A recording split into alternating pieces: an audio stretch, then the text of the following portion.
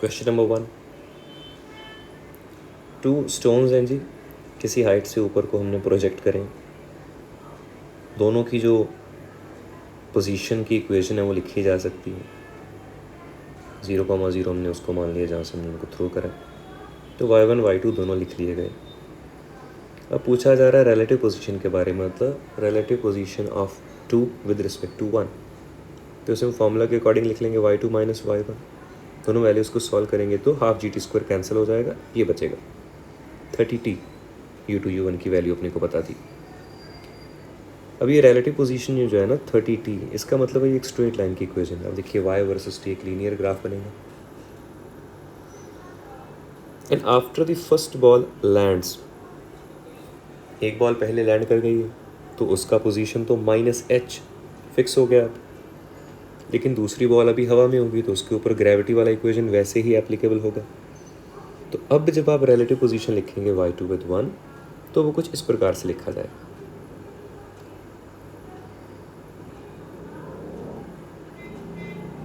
इसका मतलब ये कि इक्वेशन पैराबोलिक बनी, क्योंकि ये टाइम के स्क्वायर में जा रही है, और क्योंकि t² के आगे नेगेटिव है तो ये डाउनवर्ड पैराबोला बनेगा।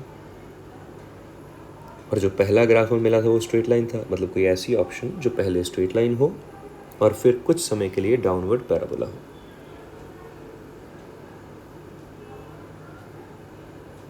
Option C.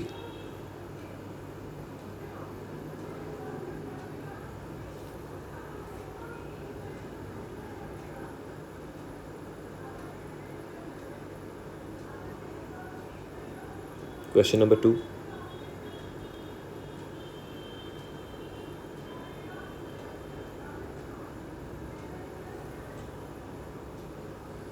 कार और बस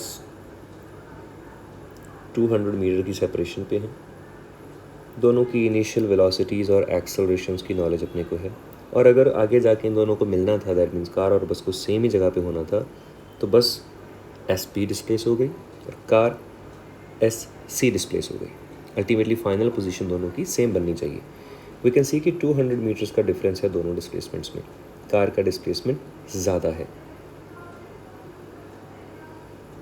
अब डिस्प्लेसमेंट्स की इक्वेशन रखी जाएगी और वैल्यूज पुट कर दी जाएंगी। जैसे S है ut + ½ at², तो दोनों के लिए वैल्यूज़ रख देंगे यहाँ पे, देन सॉल्व कर देंगे।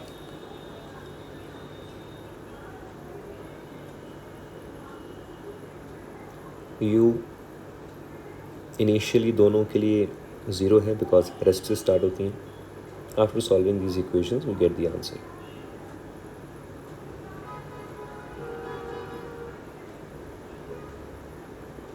तो ये आपका बन जाएगा 10√2, ऑप्शन सी।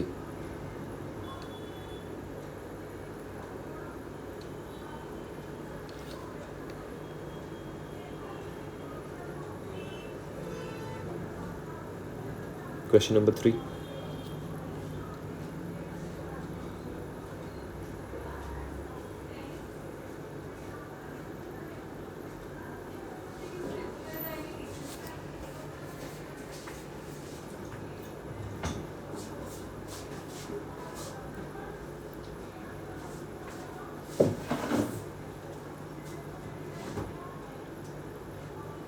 देखिए ऐसे हाईवे पे चलता हुआ मैन है जो फिर हाईवे से उतर कर फील्ड्स में चलने लगता है, पर्पल से जो डिनोट कर रहा हूँ, और उसे किसी टारगेट पे पहुँचना। ठीक है, ये डिस्टेंस डी अपने को दिया हुआ है। तो मान लेते हैं कि x डिस्टेंस पहले उसने हाईवे को छोड़ा और वो फील्ड्स में निकल गया स्ट्रेट, तो ये d - x बचता है जो हाईवे पे चला गया।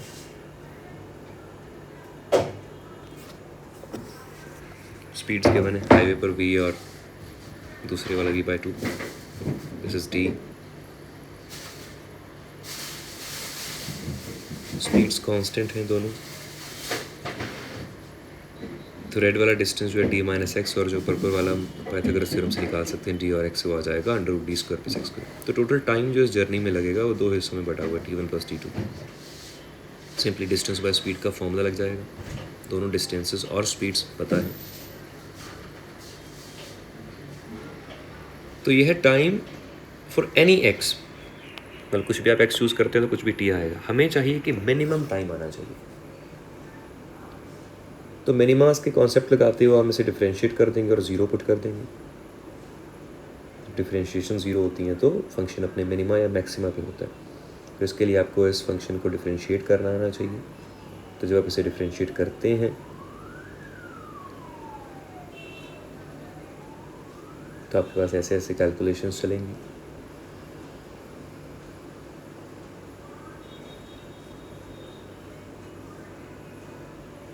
इसे ज़ीरो पुट कर दिया जाएगा, तो वहाँ से जब आप सॉल्व करेंगे तो आपके पास आंसर आ जाएगा।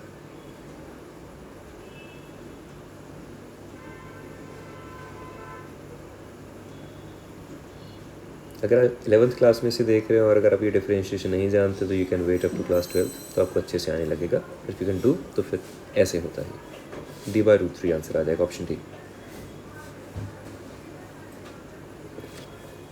क्वेश्चन नंबर 4,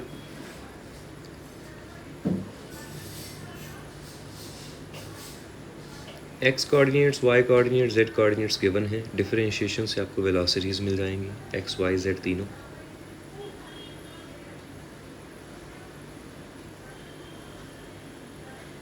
तो इनको आप डिफरेंशिएट करते हैं तो you will get something like this.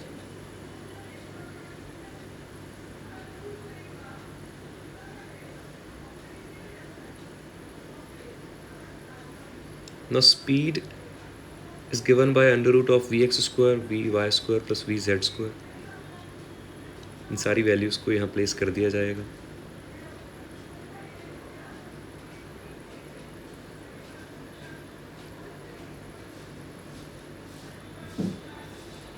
तो after solving you will find कि ये ए स्क्वायर ओमेगा स्क्वायर और फिर ये sine square plus cos square जो कि 1 हो जाएगा और एक A square omega square V Z से आएगा। तो अल्टीमेटली जो आंसर बन जाएगा इसके 1 होने के बाद under root 2 a omega, option ए।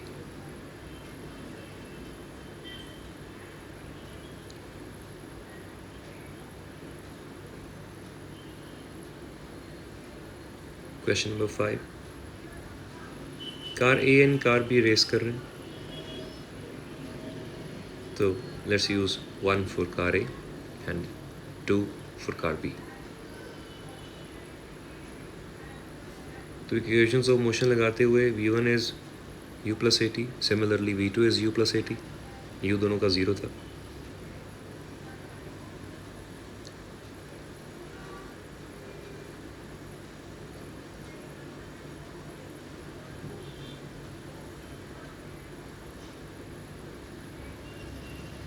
ये भी बोल दिया गया कि जो फर्स्ट कार है उसका जो क्रॉसिंग वेलोसिटी था वो एक्स्ट्रा था। इसका मतलब है जो v1 है that is larger by an amount v। तुमने कह दिया कि v1 इज v2 से बड़ा, कितना बड़ा? v। तो then we fill the values, v1 को लिख दिया a1 t1, v2 को लिख दिया a2 t2 प्लस v, ये एक्स्ट्रा स्पीड जो फर्स्ट कार के पास थी।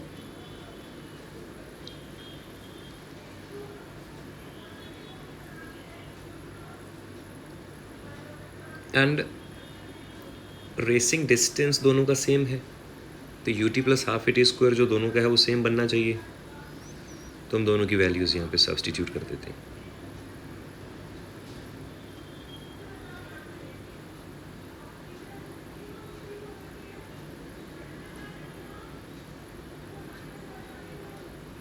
तो यहाँ से कुछ रिलेशन चलते जाएंगे। तो इक्वेशन मोस्टली मैथमेटिकल है, इसमें बहुत ज़्यादा कोई फिजिक्स का इन्वॉल्वमेंट है नहीं, apart from the equations v is equal to u plus a t and displacement वाली इक्वेशन। तो ये एक रेशो अपने को मिल चुका है, इस रेशो को वहाँ यूज़ करा जाएगा कैलकुलेशंस में।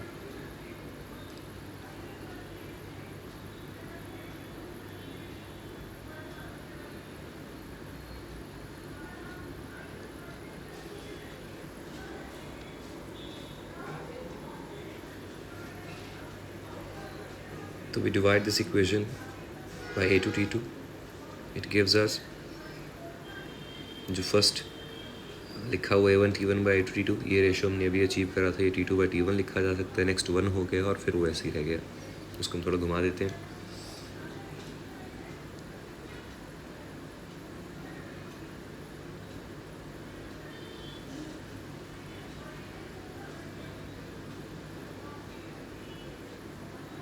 This difference of time is also given T, कि जो सेकेंड कार है उसका टाइम ज़्यादा था, फर्स्ट वाली कार का टाइम थोड़ा कम था, and the difference was T. And writing it like this. और ये जो रेशो है ये हमें A1 A2 के फॉर्म में लिखना है यहाँ से. देखिए आंसर में ऑप्शन में देखिए हमें आंसर किधर लेके जाना है. तो अपने को T1 T2 हटा के वहाँ पर A1 A2 लाना था, तो हम ये रेशो रिप्लेस कर देंगे. तो देखिए सारा अपना जो आंसर है वो गिवन पैरामीटर्स में आ जाएगा.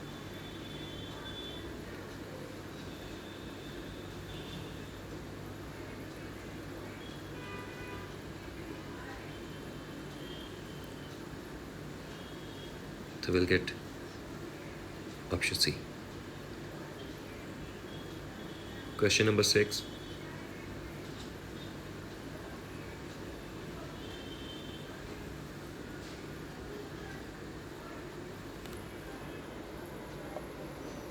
Initial velocity, acceleration both is given. है ना, फोर्स उसके लिए कोई रिस्पॉन्सिबल था, but we are directly given the acceleration, no worries. तो डिस्प्लेसमेंट का इक्वेशन हम लगा सकते हैं, कांस्टेंट एक्सेलरेशन है, तो इक्वेशन के अकॉर्डिंग जब वैल्यूज को पुट करते हैं तो आपके पास डिस्प्लेसमेंट निकल के आ जाएगा वेक्टर फॉर्म में.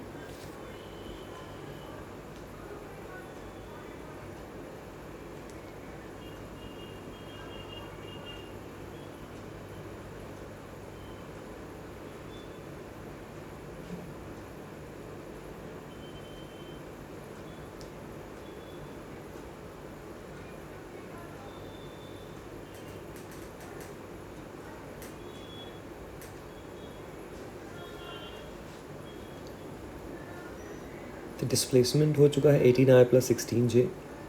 And remember displacement is the change in position. तो पार्टिकल ऑलरेडी किसी पोजीशन पर था, वहाँ से वो डिस्प्लेस हुआ है. तो final position minus initial position is given, तो वहाँ से फाइनल पोजीशन हम निकाल लेंगे इनिशियल वाले को उसमें ऐड करके.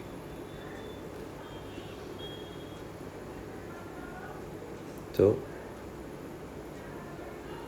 यहाँ से आपको फाइनल पोजीशन मिल जाएगा वेक्टर फॉर्म में. लेकिन आपसे डिस्टेंस पूछा हुआ है, तो उसके लिए हम डिस्टेंस फॉर्मूला लगा देंगे. तो देखिए ओरिजिन से आपका जो पार्टिकल है वो इस पोजीशन वेक्टर पर पाया गया. तो अगर आप इसका डिस्टेंस निकालना चाहते हैं तो डिस्टेंस फॉर्मूला लग जाएगा, since we know the coordinates. तो 20 अगर कोऑर्डिनेट्स हैं तो हमारा आंसर आ जाएगा 20√2 आ जाएगा.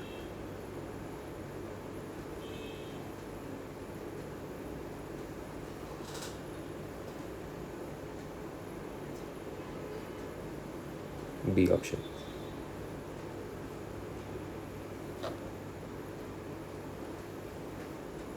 Question number 7. रिवर का स्पीड है हमारे पास, स्विमर का है, and we have a target की the swimmer wants to cross straight, मतलब उसे इधर उधर ड्रिफ्ट नहीं होना, बिल्कुल सीधा जाना है. तो हमने क्या करा जी, रिवर की डायरेक्शन इधर है, तो स्विमर को बोला भाई तो थोड़ा सा ऑपोजिट डायरेक्शन में अगर स्विम करेगा तो देयर इज़ अ पॉसिबिलिटी कि नेट वेलोसिटी वेक्टर सम होने के बाद स्ट्रेट आ जाएगी. एंड ये थीटा हमें फाइंड करना होगा कि किस डायरेक्शन में उसको स्विम करना था. तो अगर आप नेट वेलोसिटी ऊपर प्राप्त करना चाहते हैं तो इसका मतलब है कि शायद रिवर का और स्विमर का हॉरिजॉन्टल कंपोनेंट्स कैंसिल होने पड़ेंगे. अगर ये दोनों कैंसिल हो जाते हैं तो सिर्फ एक अपवर्ड कंपोनेंट बनता है जो हमारा वी नेट हो जाएगा.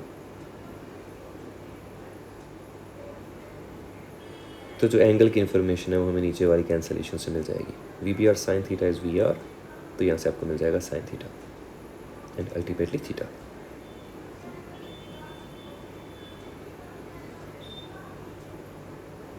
तो थीटा 30 डिग्रीज है.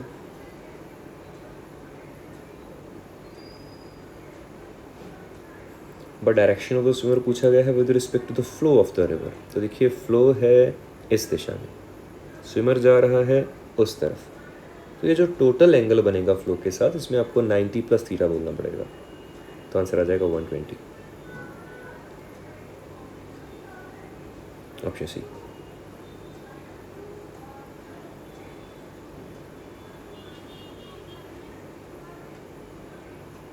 Question number 8.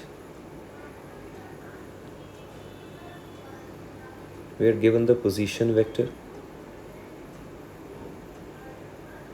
पोजीशन वेक्टर से हम वेलोसिटी वेक्टर अचीव कर सकते हैं, फिर वहाँ से एक्सेलरेशन मिल जाएगा डिफरेंशिएशंस करते हुए।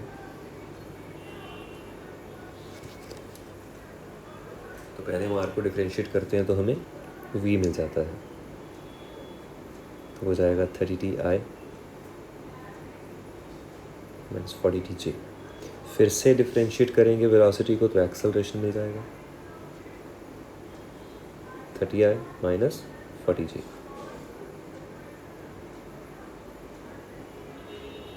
तो एक्सेलरेशन आ जाएगा √30 का स्क्वायर और -40 का स्क्वायर। मैग्नीट्यूड अपने से पूछा गया है ना, तो √50 मतलब 50 आंसर आ जाएगा, ऑप्शन डी।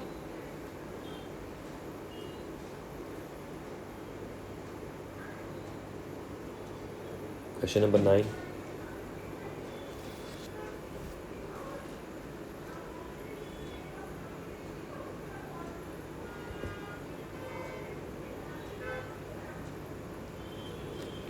दो तरीके से किसी टारगेट को हिट करा गया है। टारगेट की लोकेशन सेम है, तो अगर रेंज सेम आपको मिल रही है दो डिफरेंट बेस से, तो कॉम्प्लीमेंट्री एंगल्स पर आपने थ्रो करा होगा।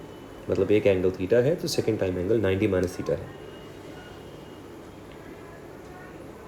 टाइम का फॉर्मूला लगा देते हैं अपन, एक बार थीटा एक बार 90 माइनस थीटा।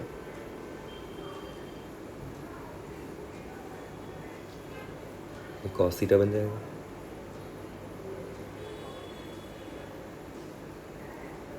तो ऑप्शंस प्रोडक्ट के बारे में जानना चाह रही हैं तो हम इसका प्रोडक्ट कर देते हैं और फिर देखते हैं वो क्या बनेगा। तो जी ये सॉल्व होते होते देखिए 2u/g का whole square and sine theta cos theta, इसे थोड़ा मैथमेटिकली एक्सप्लोर करेंगे तो अपने को यहाँ कहीं ना कहीं आर दिख जाएगा। ये आर है, this is range, because range का फॉर्मूला जो है वो आप सब जानते हैं कि u²/g 2 sin theta cos theta होता है। तो ये आपका answer option D.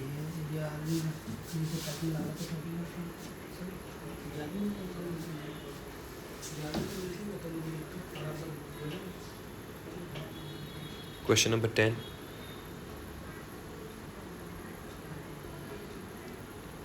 Same speed है, सेम रेंज है।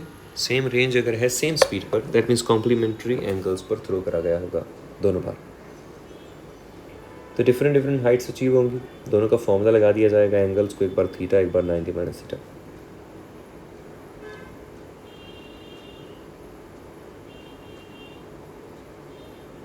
वी कैन सी की options are looking for the product of H1 H2। तो इसे कॉस स्क्वायर बनाने के बाद हम H1 H2 का प्रोडक्ट करने की तरफ जाएंगे, because there is something which is common in all the options.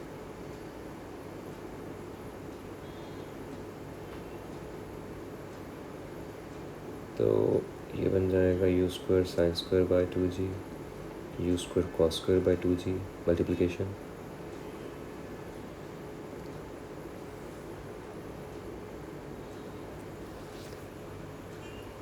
Range का फॉर्मूला अलग से u² sin 2 theta g, sin 2 theta को हम खोल सकते हैं 2 sin cos।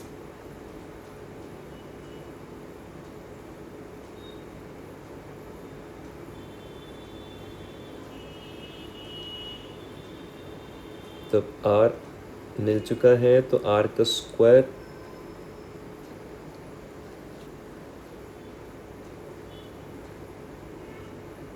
साथ में एक 4 आ जाएगा 2 का स्क्वायर।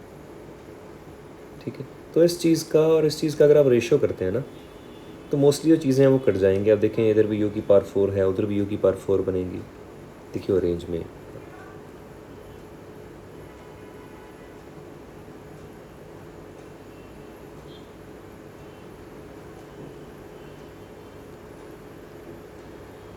कट जाएगा ना सर। तो ये कुछ फैक्टर बचेगा, 4 का यहाँ से 4 का वहाँ से, आई होप ये 16 समथिंग आ जाएगा।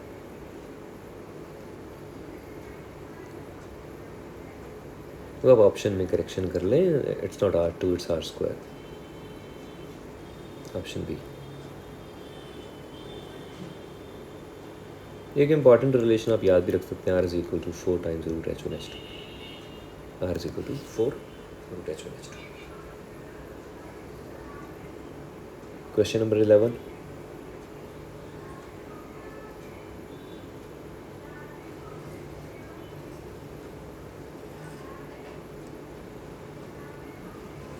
वेलोसिटी फंक्शन गिवन है जी, K Y I plus X J, तो वी नो कि V is D R by D T, and V में क्या होता है कि दोनों कंपोनेंट्स होते हैं, कुछ D X by D T पढ़ा होता है आई कैप में, कुछ D Y by D T पढ़ा होता है जे कैप में। तो by comparison we can say कि जो वेलोसिटी लिखी गई है उसमें ये जो के वाई है it is D X by D T, and similarly जो के एक्स है that is D Y by D T. अब यहाँ से अपने को मैथमेटिकली शो करना है कि y और x में क्या रिलेशन है, तो हम ऐसा करते हैं t को एलिमिनेट कर देते हैं, y और x में रिलेशन एस्टेब्लिश हो जाएगा।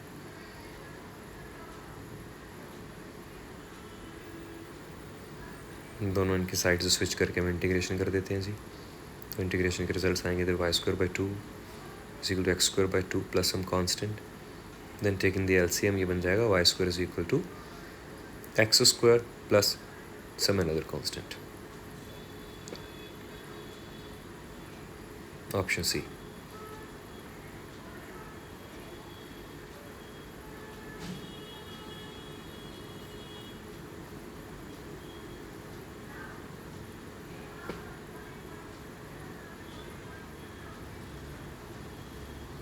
क्वेश्चन नंबर 12,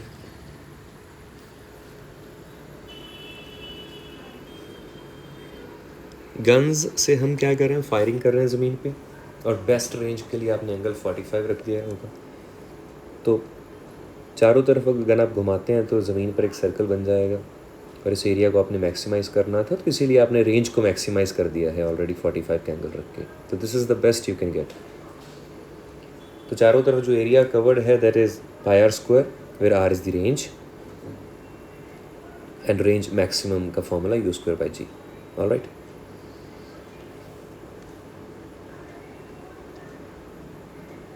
तो there are two different guns, तो उन दोनों का जो कवर्ड एरिया होगा, मतलब A1 A2, उसकी रेशियो आप करते हैं तो इस प्रकार से सॉल्व हो जाएगा। तो अल्टीमेटली वो रेंज पर ही डिपेंड कर रहा है, और range U square by G है, तो उसका रेशियो करते कराते आ जाएगा U1 बाई U2 to the power 4।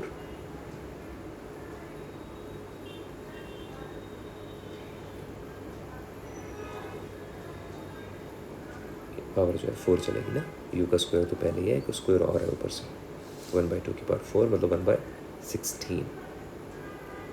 Option A.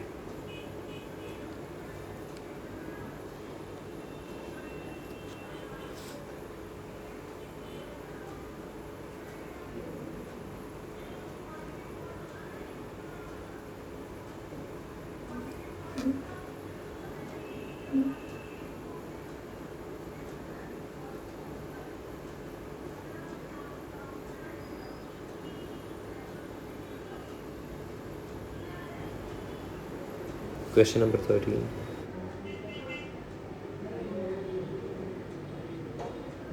Projectile है जी, किसी टाइम पर उसकी वेलोसिटी मान लीजिए इस तरफ इंक्लाइंड है और ग्रेविटी उस पर नीचे लगती है, तो रेडियस ऑफ कर्वेचर निकालने के लिए अपने को परपेंडिकुलर एक्सेलरेशन चाहिए होता है, जिसमें रेडियल एक्सेलरेशन AR कहते हैं। ओके, मतलब कि अगर ये एंगल अल्फा है तो जी का कंपोनेंट जी कॉस अल्फा अपने को चाहिए, तब जाके आपका जो एक्सेलरेशन रेडियल है वो जी कॉस अल्फा बना, और जो रेडियस ऑफ कर्वेचर हो जाएगा वी स्क्वायर बाई AR हो जाएगा। तो V square by G cos alpha is the answer. Calculations करनी बाकी हैं, वी और अल्फा को रिलेट करना और सॉल्व करना। तो देखिए, एक तो एक्स कंपोनेंट ऑफ वेलोसिटी जो है इस वक्त वी एक्स, जो कि है V cos alpha, and also we know कि V X is always equal to u X. तो यहाँ से चीज़ों को सब्सटीट्यूट करा जाएगा।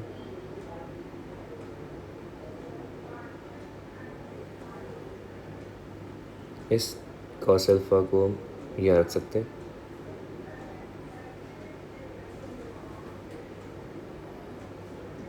देन ये radius becomes V square by g and ये V X by V O कैसे बन जाए, और जो वी एक्स है वो हमेशा यू एक्स के बराबर है ही। तो इसका मतलब ये सॉल्व करके आ गया अपने पास कि वी क्यूब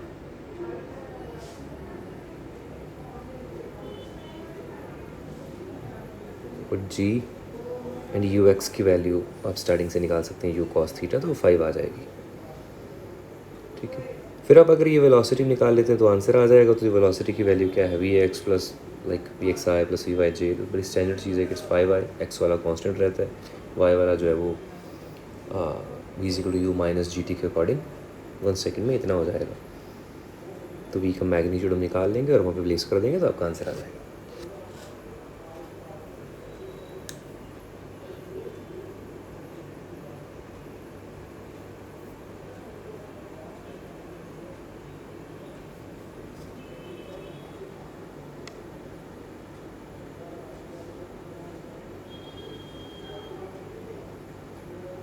तो ये जो आपका आंसर है इट इज़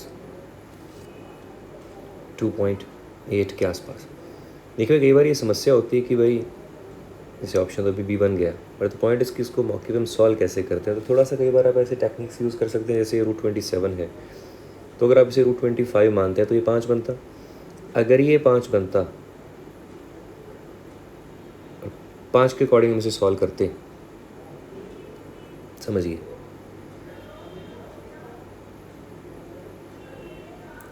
तो ये आंसर 2.5 आता।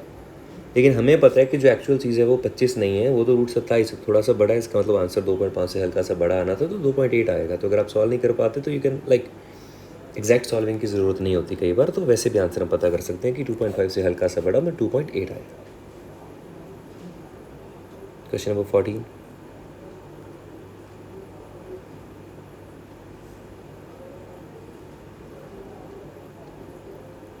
पैसेंजर ट्रेन है जी, उसकी लेंथ अपने को गिवन है, अनदर ट्रेन है उसकी लेंथ भी गिवन है, और आप उसको क्रॉस कर रहे हैं तो क्रॉसिंग का जो टाइम होता है that is the total distance over the relative velocity. Total distance is the sum of the lengths 60 + 120, 180 distance total cover होगा तब जाके वो क्रॉस होंगी। ठीक है, और जो रिलेटिव वेलोसिटी है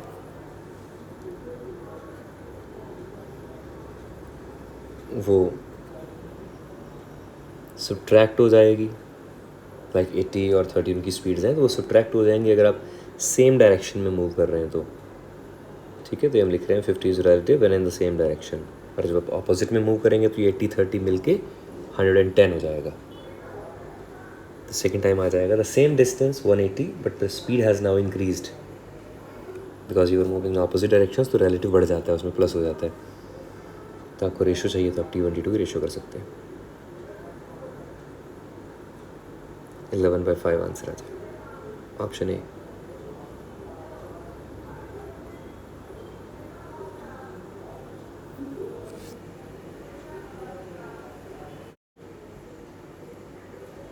क्वेश्चन नंबर 15, देखिए एक person standing on ground and एक प्लेन से साउंड प्रोड्यूस होता है जो साउंड उसकी तरफ मूव करता है, और जब वो साउंड उसकी तरफ आता है तो वो देखता है कि भाई प्लेन बिल्कुल उसके सर के ऊपर है। मतलब साउंड बना पीछे से था थोड़ा सा डिस्टेंस में, लेकिन अब जब वो सुनाई दे रहा तो प्लेन सर के ऊपर है। तो मान लेते हैं प्लेन एक्स आगे बढ़ता है और साउंड 60 डिग्री के एंगल से सुनाई देता है। तो अगर ये डिस्टेंस बेस वाला एक्स हो जाता है तो ट्रिग्नोमेट्री से अपन पता कर सकते हैं कि ये जो हाइपोटेन्यूज है ये 2x होगा। प्लेन की स्पीड है NV, साउंड की स्पीड है v, और जितनी देर में साउंड आपके पास आया है उतनी देर में ही उस प्लेन ने वो x डिस्टेंस चला है। मतलब अगर टाइम का फॉर्मूला लगाएं डिस्टेंस बाय स्पीड प्लेन के लिए और फिर साउंड के लिए, और टाइम तो दोनों को सेम ही लगा है वो एक्टिविटी करने में, तो यहाँ से पता चल जाएगा कि जो आपका रेशियो निकल के आएगा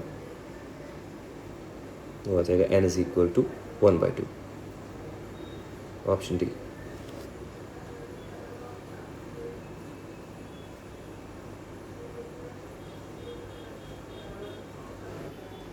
question number 16, 2 ships are sailing है ना, ए और बी शिप्स दिए हुए अपने को, दोनों का लोकेशन मेंशन है, दोनों के मूवमेंट का जो तरीका है वो मेंशन है।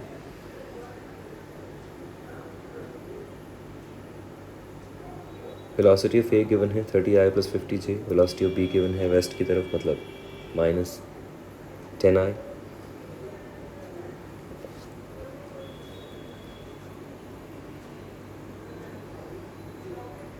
तो दोनों बॉडीज मूविंग है, तो हम ऐसा करते हैं किसी एक बॉडी के फ्रेम से देखते हैं।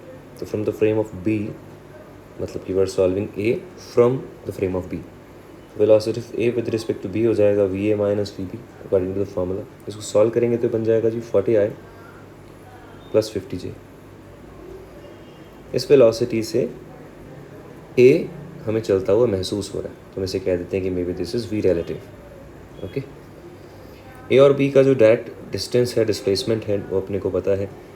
तो बी वाला शिप 80 किलोमीटर फॉरवर्ड है ईस्ट की तरफ और 150 नॉर्थ की तरफ एक्सटेंड करते हैं। मतलब ये जो एस वेक्टर हम लिख रहे हैं इसे लिखा जा सकता है 80i + 150j।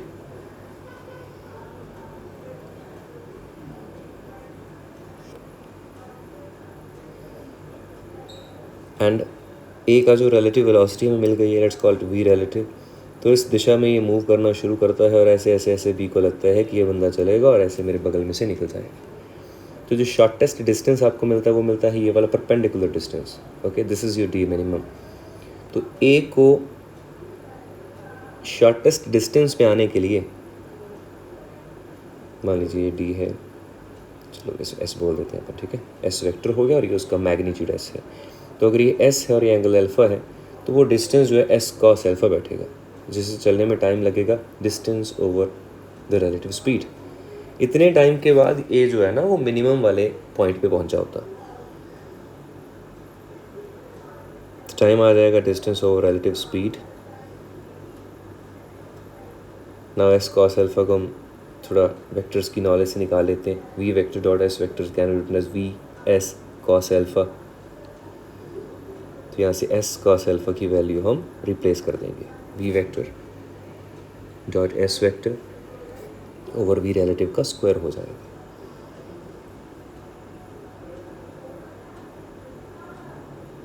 This is your V vector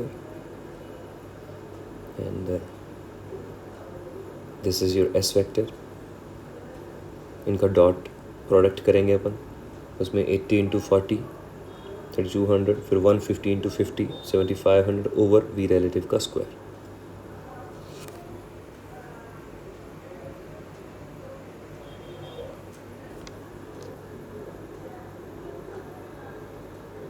तो ये इतना हो जाएगा। और ये जो वी रिलेटिव है उसका मैग्नीट्यूड निकाल सकते हैं, वेक्टर फॉर्म में ऑलरेडी लिखा हुआ है।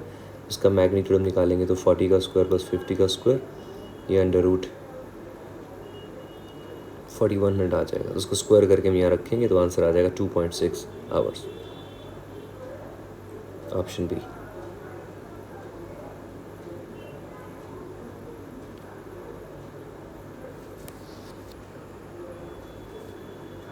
Question number 17।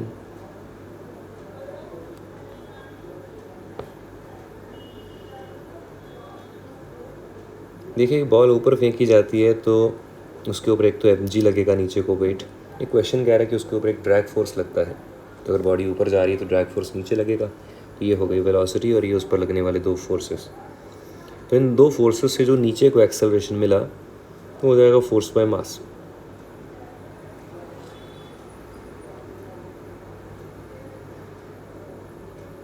और ये जो एक्सेलरेशन है ये रिटार्डिंग नेचर का है, बिकॉज वेलोसिटी आपकी ऊपर को है लेकिन एक्सेलरेशन नीचे, मतलब ये आपको स्लो करेगा। तो हम इसको सॉल्व करते हैं तो हम एक माइनस साइन यहाँ पे लगा देंगे। Acceleration is minus of dv/dt। Alright, तो ये है आपका एक्सेलरेशन और ऐसे हम लिख देंगे -dv/dt।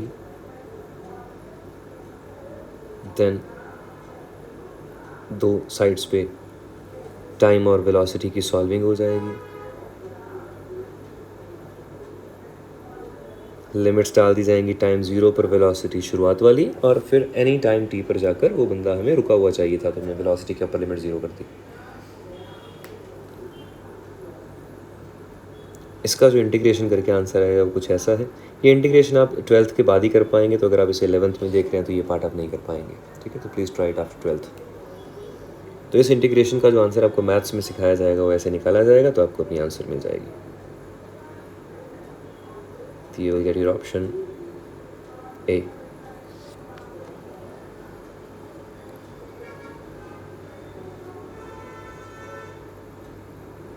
Question number 18।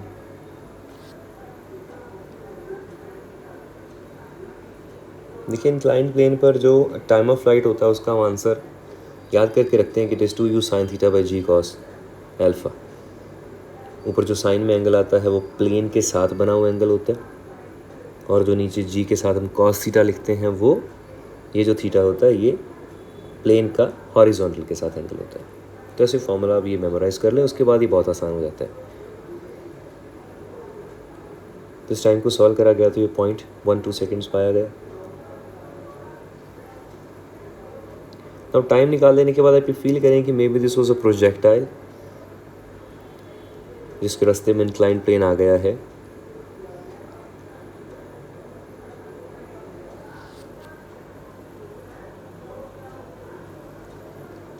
Starting point से इसे हम एक्स कह देते हैं, आपका जो फॉरवर्ड डिस्प्लेसमेंट है।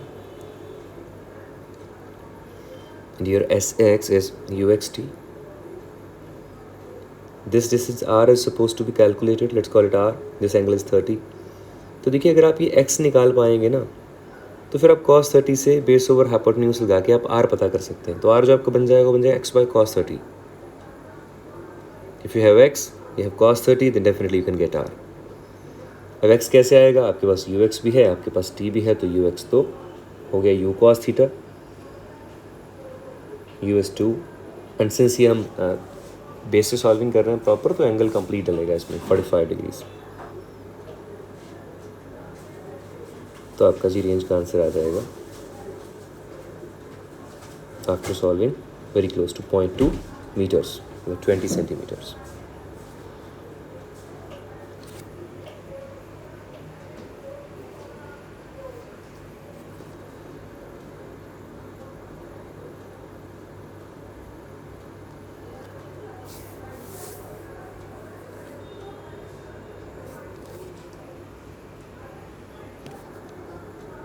Question number 19.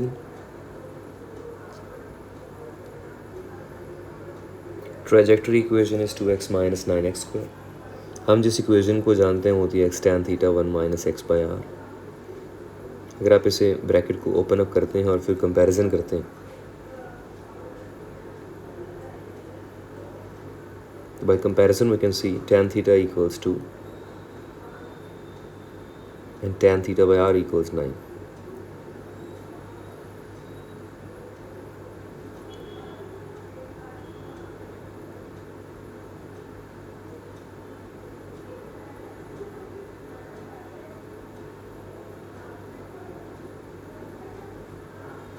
तो रिप्लेसमेंट्स करने के बाद आपके उस रेंज आ जाएगा 2/9।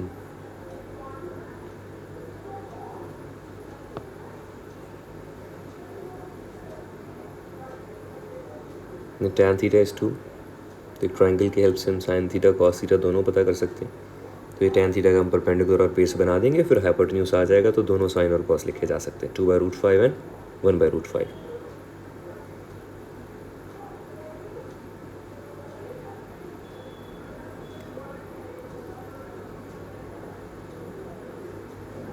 Now the formula of range is u square 2 sin theta cos theta by g. sin theta cos theta we know, range हम निकाल चुके हैं 2/9। इसका मतलब यहाँ से u आ जाएगा।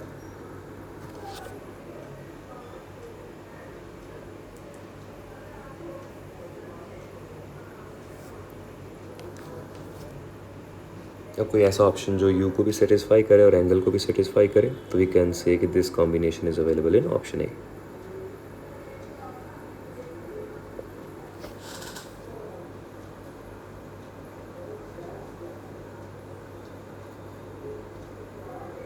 Question number 20.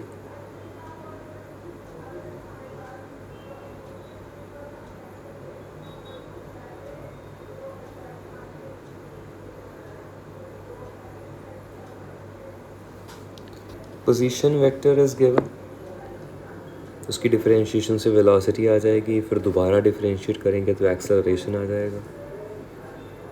तो अब क्या करें, आपको ये जो आर पोजीशन वेक्टर दिया हुआ, आप इसे डिफरेंशिएट करें दो बार।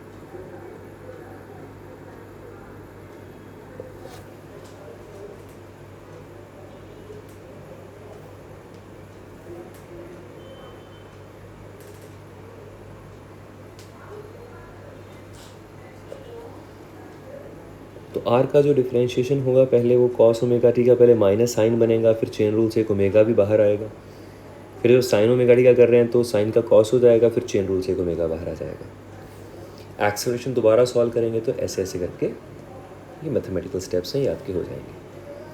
Now since we have R, V and A, उसके बाद हमें कुछ ऑप्शंस आंसर करनी है। तो अब देखिए, अगर आप आर डॉट वी करते हैं तो वो ज़ीरो है, डॉट प्रोडक्ट आर और वी का zero,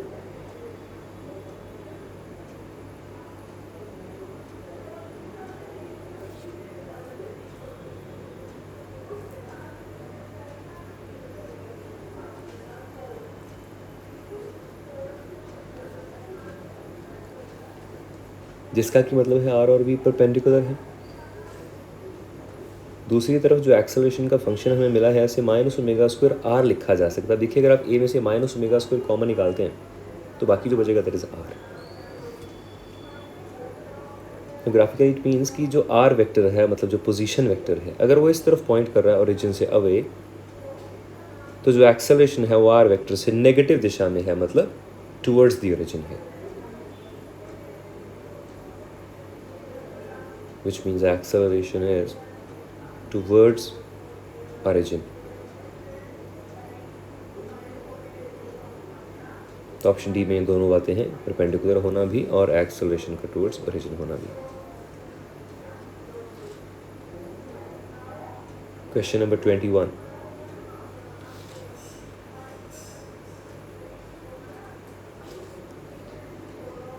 initial velocity, acceleration given, then the x coordinate can be written like ut plus half at square, everything x direction वाली वैल्यूज हम पुट कर देंगे। Similarly y can be written ut plus half at square, जहाँ पर सारी values हम y direction की fill कर देंगे। ठीक है, x वाले में सारा कुछ x वाला और y वाले में सारा कुछ y वाला, independent solving. The question says कि y coordinate is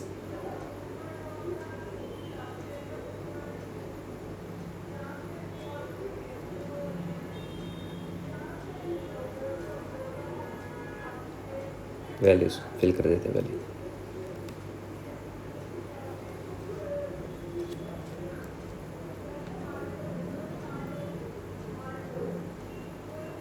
y coordinate 32 given है, उसकी सॉल्विंग करेगी तो टाइम की वैल्यू 4 आ गई, इस टाइम की वैल्यू को x में रख दिया जाएगा तो x कोऑर्डिनेट का आंसर आ जाएगा। और वही हमसे पूछा जा रहा था कि जब y 32 है तो बताइए x कितना है, 60। Option A.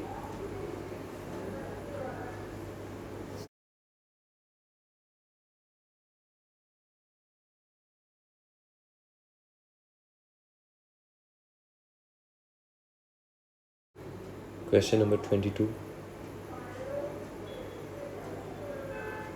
Two trains A and B are moving in opposite directions.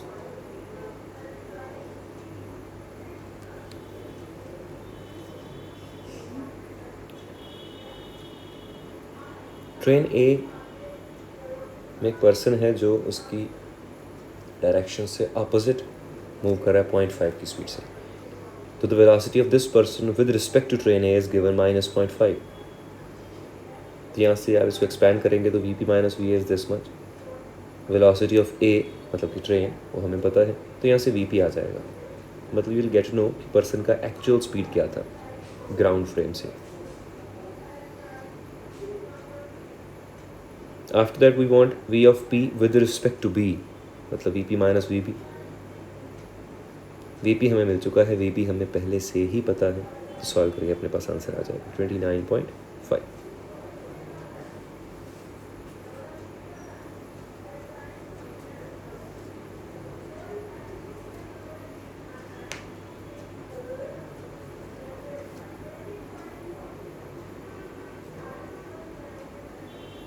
Question number 23.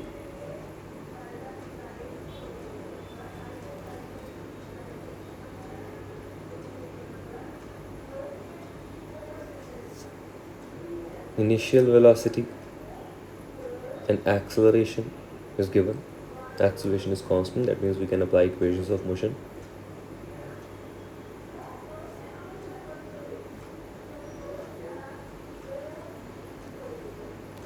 So x here, that is ut plus half at square every value of x.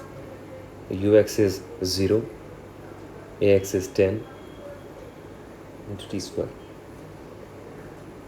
Alright, तो this x is 5t square which is given to be 20. यहाँ से t square का value जो है 2 seconds आ जाएगा. इसी time को हम यूज़ कर लेंगे y कोऑर्डिनेट निकालने में. तो y कोऑर्डिनेट के लिए we will say ut plus half at square again using every value of y direction. uy is 5 times 2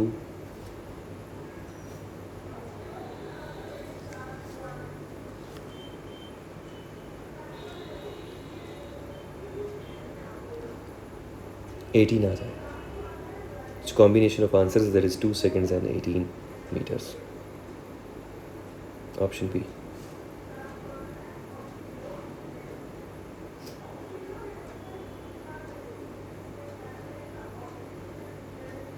Question number 24.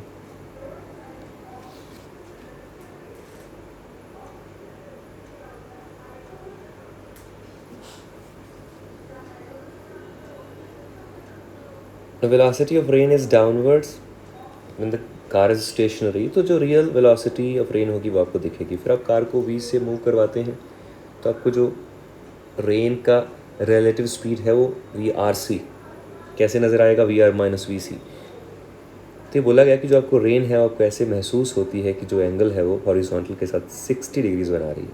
देखिए रेन का एक्चुअल डायरेक्शन नहीं बदल जाएगा, तो VR अगर नीचे है तो VR तो नीचे ही रहेगा हर डायग्राम में. आप अपनी V को चेंज करेंगे और कार की स्पीड को, तो आपका जो एक्सपीरियंस है रेन का वो चेंज हो जाएगा. तो यहाँ पर आपका ये VRC जो है फिर से कुछ नई वैल्यू बन जाएगी और इसका एंगल भी चेंज हो गया है और नया एंगल दिया हुआ है 45 डिग्रीज.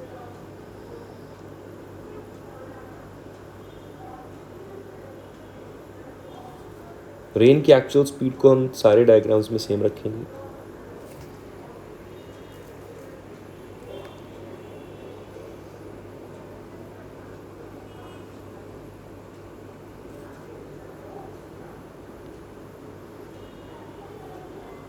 और ये हमें गिवन था कि नेक्स्ट जो कार की स्पीड थी that was 1 plus beta times v. Now applying trigonometry, tan 60 is perpendicular upon base and similarly tan 45 is perpendicular upon base. इनको आप सॉल्व करते हैं तो आपका आंसर आ जाएगा.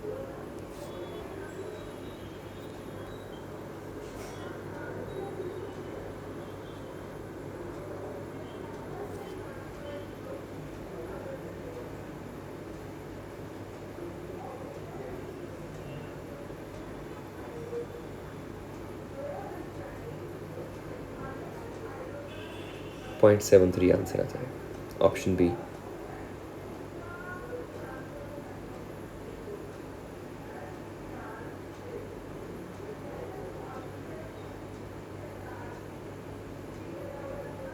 Question number 25.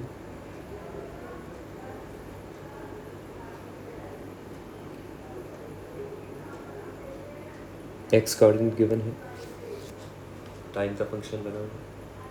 इसे आप डिफरेंशिएट करते हैं तो Vx आ जाएगा.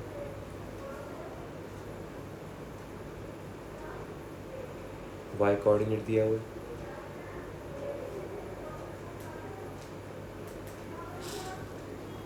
Vy मिल जाएगा डिफरेंशिएशन के बाद -24t स्क्वायर.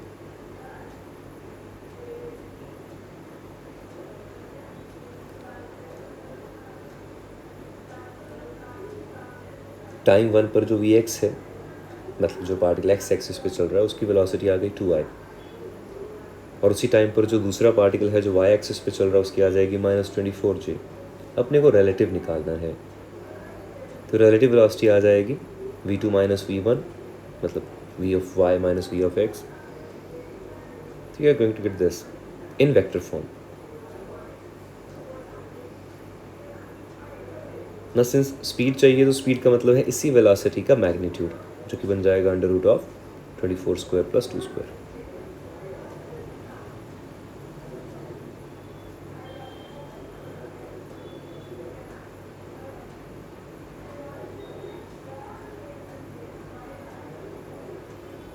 तो सॉल्व करके आपके पास आ जाएगा बाय कंपैरिजन की जो v है दैट इज़ 580।